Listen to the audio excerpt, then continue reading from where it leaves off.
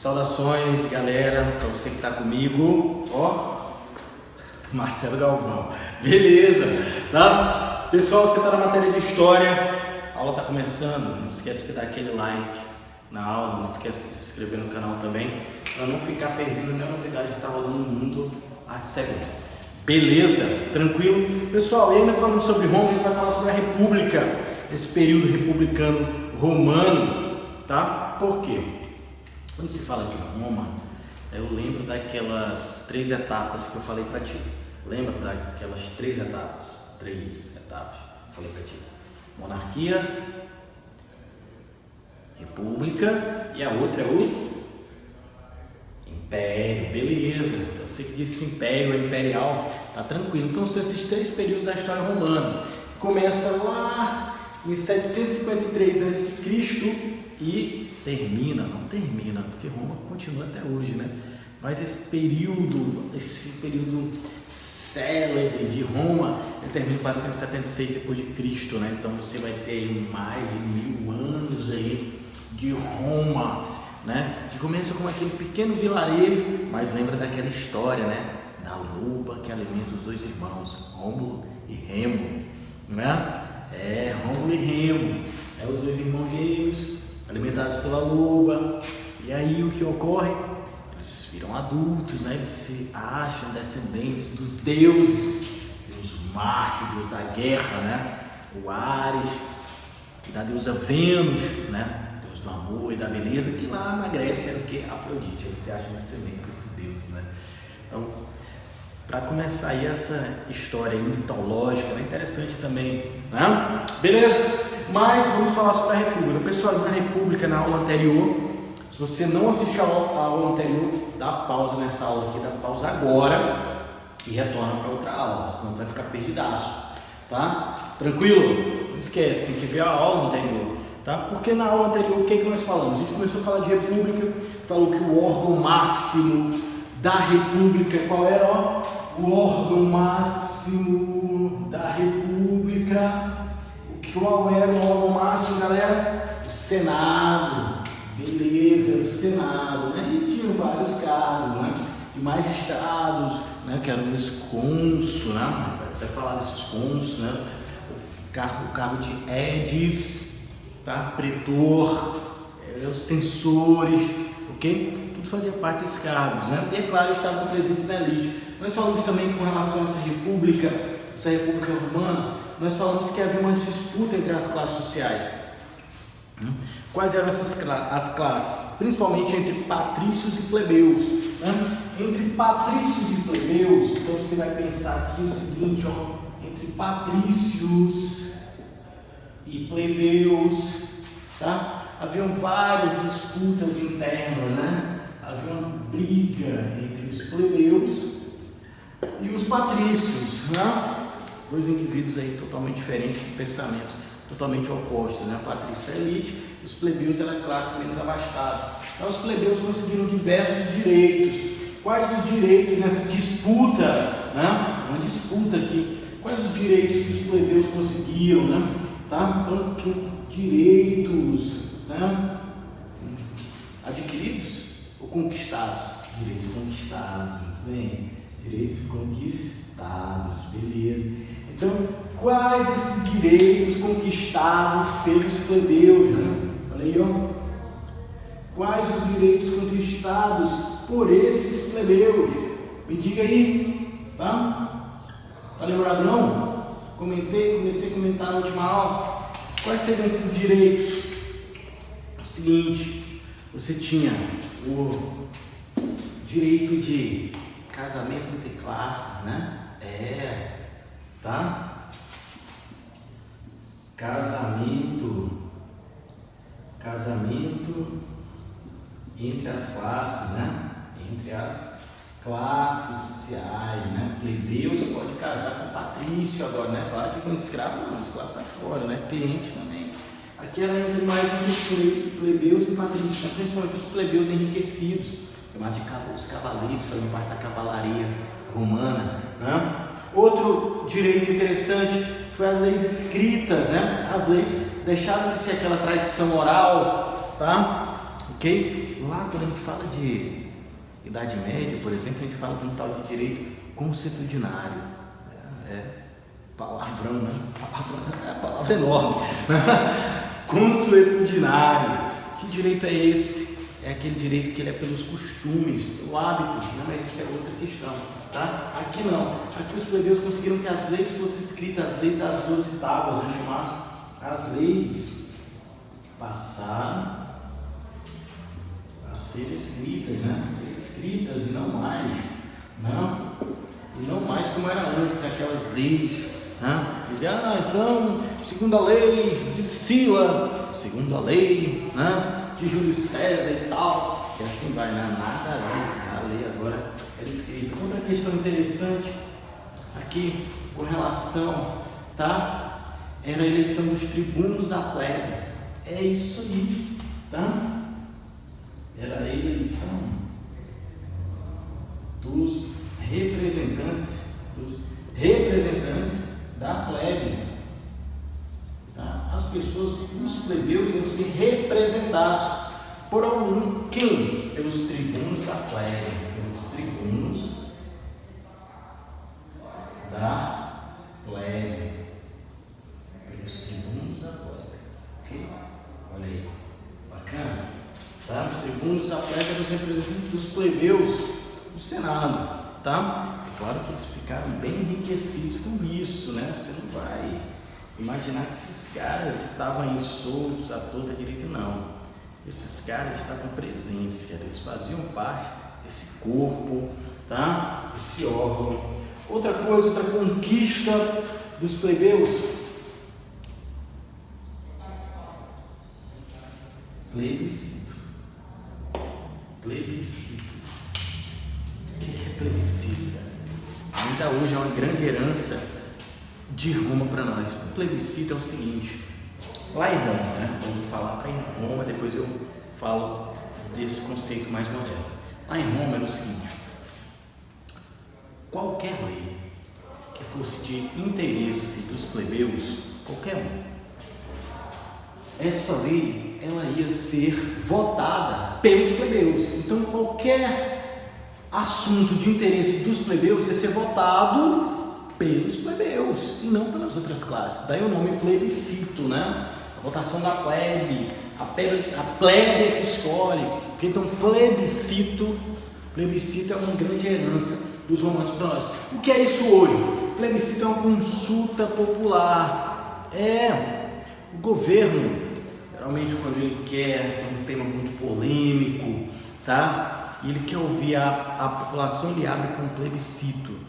Né? Para quê? Para saber se as pessoas realmente querem aquilo, se elas são a favor, se elas são contra, né? aquela determinada ação. Então, hoje, por exemplo, teve o plebiscito das armas, para saber, né, se as pessoas queriam ou não, né, o porte legal de armas, um certo tempo. E, geralmente, o plebiscito também é quando o Estado ele quer se dividir. Por exemplo, o Maranhão, desde o século XVIII, para você ver que essa ideia remonta, né? Desde o século XVIII, meados do século XVIII, que se fala da criação do Maranhão do Sul, certo? Que é um outro estado, né? O Maranhão se dividir.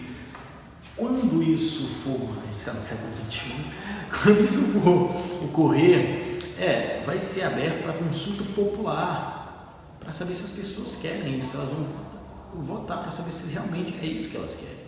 Tá? Isso é muito importante, saber o que o povo pensa, o que o povo realmente quer com relação à determinada ação do governo. Então, o plebiscito é uma herança de Roma. Em Roma era o que? Os assuntos da plebe são votados e decididos pela plebe. É isso aí, garoto. Tá? Perfeito, minha amiga? Tranquilo?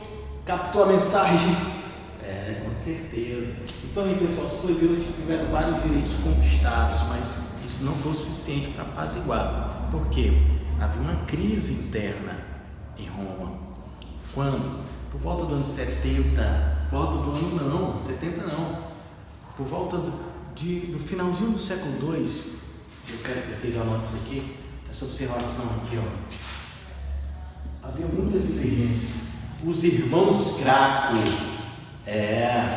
dois irmãos, Um 1134 a.C., o outro em 123 a.C., né? Os irmãos Graco, Tibério e Caio Graco, tá? Esses dois irmãos, eles eram o quê? Tribunos da plebe. E eles queriam fazer uma reforma total, tá? Dentro de Roma. E que reforma era essa? Eles queriam uma reforma agrária. Esses irmãos Graco, aqui no finalzinho do século II, eles eram a favor, tá? Eles eram tribunos da plebe, eles eram a favor da reforma agrária, tá? Eram a favor da reforma agrária. Detalhe, tanto Tibério quanto Caio Graco foram assassinados, né? Isso era muito comum no Senado romano e na política romana, você assassinar seus opositores, ou por envenenamento, ou realmente por homicídio mesmo, tá? Então, os irmãos Graco, eles eram a favor da reforma agrária, que o pão fosse vendido a um preço justo, né? O trigo no caso, até a lei frumentária, né? Que queria o quê? Ela estabelecia essa lei que o trigo, que era a base do pão, que era a alimentação dos romanos, seria vendido a um preço acessível aos plebeus, tá? Isso era muito importante, viu? Demais. Porque, lembra, os tribunos da plebe, eles lutavam pelos direitos de quem? Os plebeus. É isso aí, parceiro. Tranquilo? Ficou claro isso aí? Então lembra, os irmãos Graco, né? Os irmãos Graco, Tibério e Caio Graco, que foram tribunos da plebe, e eles foram assassinados. Por quê? Porque eles eram a favor da reforma agrária, eles não queriam dividir. Outra questão que envolve também essa questão da crise romana, isso aqui faz parte da crise romana, né? Foi a revolta de Espartaco. Anote isso aí, tá? Revolta de Espartaco. Espartaco era um escravo, tá? Era um escravo. Ele conseguiu liderar mais de 50 mil escravos, uma revolta dos anos 70 a.C. E o Senado se viu à beira de perder o controle da República Romana. O que ele fez? Colocou 3 indivíduos como cônsul, chamado triunvirato. E aí você vai colocar isso aí, ó. Vou colocar bem de pratinho, tá? Você anota lá embaixo da sua observação, você coloca assim, ó, para lembrar, tá? Olha aí, não perde o lance aqui, ó, para lembrar o chamado primeiro triunvirato. Quem fazia parte desse primeiro triunvirato aqui, ó? E aí? Júlio César. Olha, o famoso Júlio César, né? Dai a César o que é de César, dai a Deus o que é de Deus, ó. Marco Crasso, o homem mais rico de Roma na época, né? O cara que comprou o cargo de senador, literalmente. E Pompeu, fazia parte da elite, de uma família extremamente rica. Então, Júlio César, ele era um representante da plebe. Então, você tinha aqui os 3 indivíduos aqui que faziam parte. A elite. Que elite é essa que eu estou falando? A elite militar de Roma, que era muito importante, né? Você tinha o homem mais rico de Roma, Marco Crasso, e você tinha um representante do povo, Júlio César. Detalhe, Espartaco conseguiu acabar, né? Quase acabar, né? Com o cenário da República Romana, porque quem acabou com Espartaco foi esse cara aqui, ó, Marco Crasso, ok? É um excelente militar, tá? Júlio César, então, é claro, Pompeu acabou sendo morto, tá? Também. E Júlio César, ele estava começando a acumular vários poderes que ameaçavam, tá? Quem ameaçava? O Senado. Então, o Senado planejou a sua morte em 44 a.C. e foi morto entrando no órgão do Senado, né? Nas escadas, foi apunhalado até pelo seu filho adotivo Brutus. Aí tem aquela frase, até tu, Brutus, né? Ou seja, até o Brutus estava, né?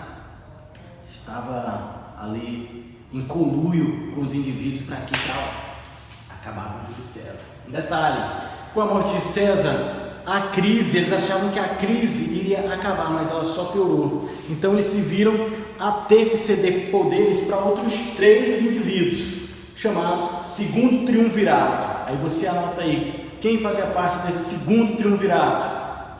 Caio Otávio, sobrinho de Júlio César, Marco Antônio, grande general romano, e Lépito, também fazia parte dessa elite romana. Então, Lépito, Marco Antônio e Caio Augusto, sobrinho, filho adotivo de Júlio César, na verdade, ele era o sobrinho, né?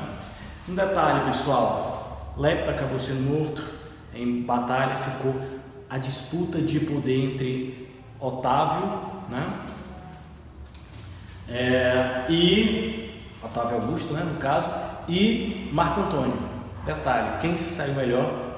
Por quê? Porque Marco Antônio também, assim como Júlio César, se envolveu com a estrangeira, chamada de quem? Cleópatra, a rainha do Egito. Detalhe, isso aí depois eu conto essa outra historiazinha pra gente. Mas o grande detalhe é que, acumulando poderes de príncipes, cônsul, protetor perpétuo, Otávio, e ele conseguiu o título de Augustus, aí do nome, Otávio Augusto, que quer dizer o quê? Divino. O cara estava se comparando que é um próprio Deus em Roma. Os imperadores eram Deus. No ano de 27 a.C., Otávio Augusto, agora sim, com o título de Augusto, passa a ser o quê?